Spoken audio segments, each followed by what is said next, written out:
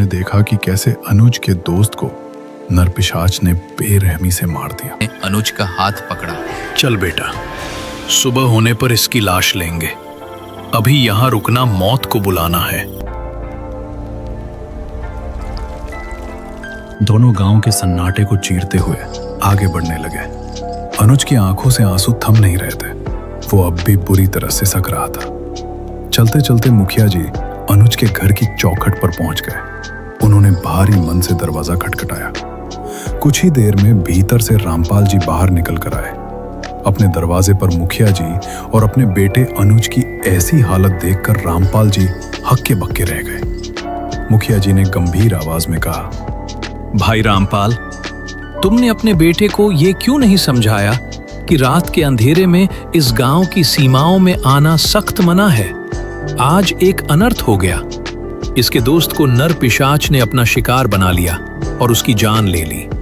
अनुज आज सिर्फ अपने दोस्त के बलिदान के कारण ही हमारे सामने जीवित खड़ा है। रामपाल जी ने कांपते हाथों से मुखिया जी का आभार व्यक्त किया। उन्होंने तुरंत आगे बढ़कर अनुज को अपने गले से लगा लिया, लेकिन अनुज पत्थर सा हो चुका था। वो एक गहरी खामोशी में डूबा हुआ था। उस भयावह मंजर ने उसे गहरा सदमा पहुंचाया था। उसके मुंह से शब्द नहीं निकल रहे थे। वो बस बेतहाशा रोया जा रहा था। मुखिया जी उन्हें छोड़कर वापस लौट गए। अगली सुबह जब हुई तो पूरा गांव मातम में डूबा था। राहुल की क्षत विक्षत लाश गांव में लाई गई। गांव के शमशान में उसका अंतिम संस्कार कर दिया गया।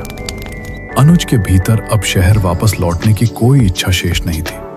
उसके मन में अब केवल एक ही ज्वाला धधक रही थी, अपने प्रिय मित्र राहुल की मौत का प्रतिशोध। वो अब गांव में ही रुककर उस साये का अंत करना चाहता था।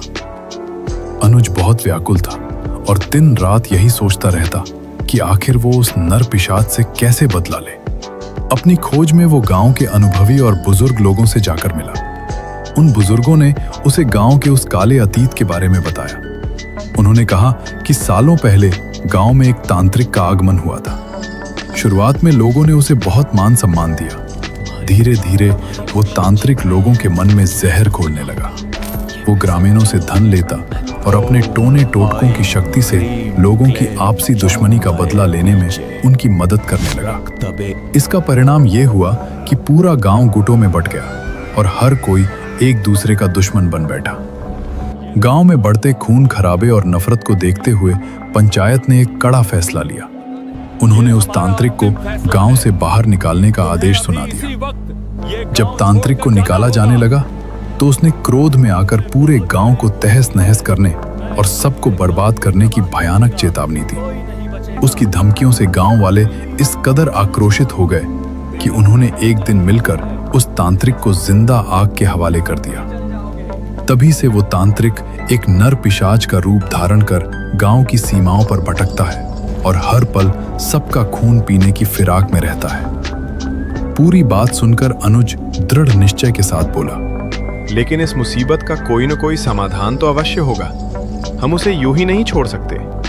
तभी वहां मुखिया जी का आगमन हुआ। उन्होंने अनुज के कंधे पर हाथ रखा और कहा, बेटा, इस गांव के हर घर ने उस तांत्रिक की वजह से अपने किसी न किसी प्रियजन को खोया है। इसका केवल एक ही रास्ता है। अगर हमें कोई ऐसा सिद्ध तांत्रिक मिल जाए जो अपनी विद्या से उसे वश में कर सके और उसकी भटकती आत्मा को मुक्ति दिला सके, तभी इस आतंक का अंत संभव है। एक ऐसा तांत्रिक जो उस नर पिशाच से भी ज्यादा शक्तिशाली हो, आखिर कहां मिलेगा? यही सवाल अनुज के दिमाग में बार बार कौंध रहा था। वो इसी उधेड़बुन और गहरी चिंता में डूबा हुआ अपने घर वापस आ गया। वहां उसके पिता रामपाल जी उसका इंतजार कर रहे थे। अनुज को देखते ही रामपाल जी ने भारी स्वर में कहा, अनुज, मैं चाहता हूं कि तू कल ही शहर वापस चला जा। मैंने सुना है कि तू अपने दोस्त की मौत का बदला उस नर पिशाच से लेना चाहता है। बेटा, इस मौत के खेल और खतरनाक चक्कर में मत पड़। बस चुपचाप शहर चला जा। अनुज ने अपने पिता की आंखों में डर और फिक्र देखी, पर उसका इरादा पक्का था। उसने धीमे स्वर में कहा, पिताजी, आप बात को समझिए। ये सब मैं सिर्फ अपने दोस्त के लिए नहीं कर रहा हूं। बल्कि मैं इस पूरे गांव को उस नर पिशाच के खूनी चंगुल से हमेशा के लिए मुक्त कराने के लिए कर रहा हूं। अनुज ने तर्क देते हुए अपने पिता को समझाने की पूरी कोशिश की, लेकिन रामपाल जी का डर गुस्से में बदल गया। उन्होंने उसे जोर से डांटा। मैं तुझे जो कुछ कह रहा हूं बस वही कर। अगर कल तुझे कुछ हो गया तो हम क्या करेंगे? आज तक उस तांत्रिक से कोई नहीं जीत पाया है, न जीते जी और न ही उसके मरने के बाद। वो मरने के बाद और भी भयानक हो चुका है। पिता का रौद्र रूप देखकर अनुज एक पल के लिए बहुत डर गया था। वो अपने पिता के स्वभाव को अच्छी तरह जानता था। थोड़ी देर की खामोशी के बाद अनुज बोला, पिताजी, मैं शहर चला जाऊंगा, लेकिन आप सोचिए कि किसी को तो आगे बढ़ना ही पड़ेगा।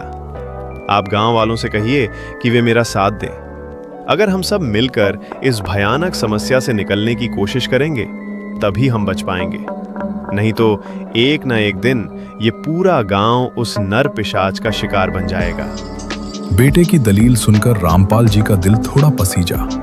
वे बोले, ठीक है, एक आखिरी कोशिश कर लेते हैं। मैं गांव वालों से बात करूंगा, लेकिन एक शर्त है, तू कुछ भी अकेले मत करना। अनुज पिता की बात मान गया। अगले दिन गांव में एक बड़ी पंचायत बुलाई गई। काफी बहस के बाद यह फैसला हुआ कि गांव के 4 हिम्मतवर आदमी दूसरे गांवों में जाकर किसी सिद्ध तांत्रिक को ढूंढेंगे और उनके साथ अनुज भी जाएगा। अगली सुबह होते ही अनुज उन 4 लोगों को लेकर निकल पड़ा। वे दिन भर एक गांव से दूसरे गांव भटकते रहे, कई तांत्रिकों और ओझाओं से मिले, लेकिन जैसे ही उस नर पिशाच का नाम आता सभी साफ मना कर देते। वे सब उस तांत्रिक की काली शक्तियों और उसके खौफनाक इतिहास से अच्छी तरह वाकिफ थे। ढूंढते ढूंढते शाम ढलने लगी। तभी एक गांव वाले ने घबराकर कहा, अब हमें वापस गांव चलना चाहिए। अगर पूरा अंधेरा हो गया तो वह नर पिशाच हमें जिंदा नहीं छोड़ेगा।